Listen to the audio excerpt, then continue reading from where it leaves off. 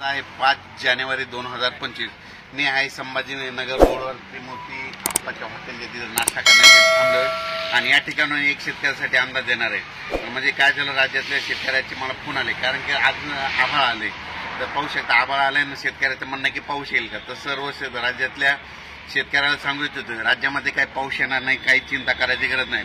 फक्त आज आणि उद्याचे दिवस ढगाळ वातावरण राहणार आहे म्हणून काय अंदाज लागणार, अंदाज लक्षात येतात। राज्यातल्या सर्व शेतकऱ्याला सांगू इच्छितो की राज्यामध्ये जवळपास 10 जानेवारीपर्यंत पावसाचं वातावरणच नाही, म्हणजे पाऊस येणार नाही, त्याच्यामुळे काही चिंता करायची गरज नाही। फक्त राज्यातल्या सर्व शेतकऱ्याला सांगू इच्छितो की राज्यामध्ये फक्त 10 तारखेपर्यंत तीव्र स्वरूपाची अशी थंडी राहणार आहे म्हणून हा अंदाज लक्षात येतात। फक्त 11 आणि 12 जानेवारीला ढगाळ वातावरण राहणार आहे, उत्तर महाराष्ट्राकडे राहणार आहे, त्याच्याकडे विदर्भाकडे राहणार आहे, पूर्व विदर्भाकडे राहणार आहे। पाऊस काही येणार नाही, त्याच्यामुळे काही चिंता करायची गरज नाही। पण राज्यात मात्र जवळपास आता म्हणजे 20 जानेवारी 2025 पर्यंत हवामान कोरडत राहणार आहे, थंडीची तीव्र लाट राहणार आहे म्हणून हे अंदाज लक्षात। फक्त जानेवारीच्या शेवटच्या आठवड्यात एकदा पावसाचं वातावरण तयार होईल।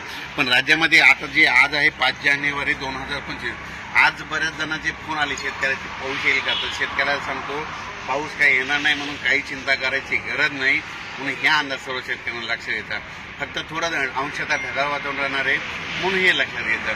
पण राज्यात मात्र पाऊस येणार नाही, तुम्ही तुमची शेतीची कामे करून घ्या, कांदा लागवड करून घ्या, मका देखील काढायची तर काढून घ्या। वीट भट्टीवाल्यासाठी एक आनंदाची बातमी, पाऊस काय येणार नाही त्याच्यामुळे काही चिंता करायची गरज नाही।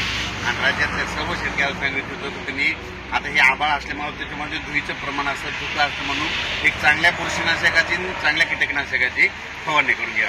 अचानक वातावरणात बदल झाला तर लगेच एक मेसेज दिला जाईल।